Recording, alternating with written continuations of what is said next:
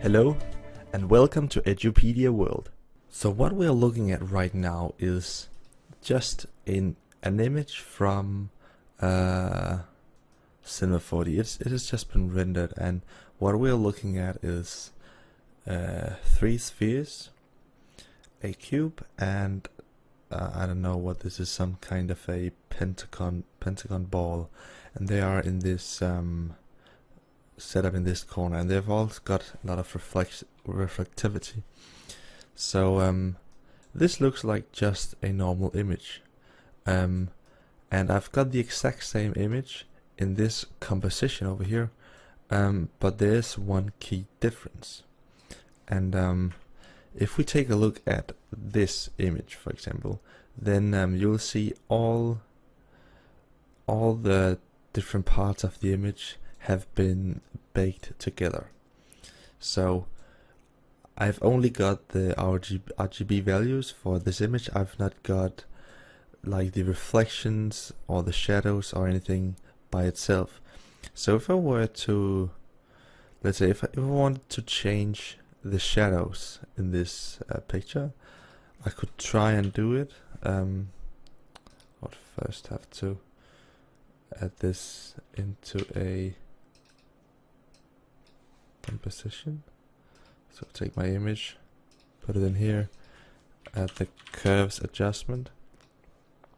Then I can try and change the shadows, but I'm going to be changing the whole image. I can't just only pick out the shadows. I can raise the shadows a little bit and make them not as bright, but I'm going to be changing the whole image. And that's pretty bad if you want to only change the shadows. But if we take a look at this other composition, you can see in this composition right here we've only got the image, but in this other composition I've got how much? 6 layers, and the image looks exactly the same. And that's because I've done something called a multipass render, and that's where instead of baking all the layers together, you're going to receive the image as the separate passes. So an image consists of a diffuse layer, which is just the colors. Then we've got ambient occlusion, which is the ambient occlusion. We've got the speculars, which are the highlights, and the shadows. We've got the refraction, and the reflection.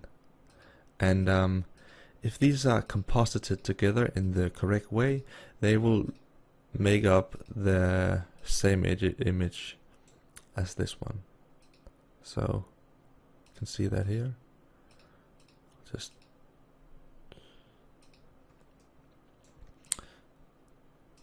So in this image we were not able to change our shadows or anything actually. We were only able to change it all together. In this image or composition, can I change all the parameters just like I want? So I can say the shadows. If I want to turn down the shadows, I can go into the shadow and change the opacity. And this way I'm able to change the shadows independently from the rest of the image. So I think this is a bit too much shadow. I'll just turn it down to something like 64. And there we go. We can also, let's say, change the specular because they are pretty bright. Turn them down, something like 50%. And also the reflection is pretty bright, so I'll just turn that down a little bit. And you can of course do whatever you want. Let's say you would like to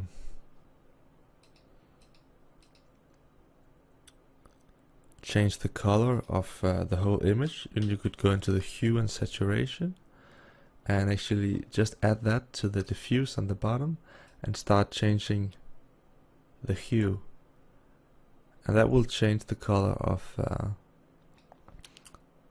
just this layer, as you can see, and all the rest of these effects will just be added on top.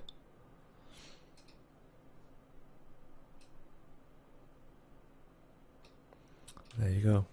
So this is just some of the powerful techniques and workflows that you can do when you're using a multipass render instead of the normal image render. So it's now time that we take a look at how we can do this ourselves.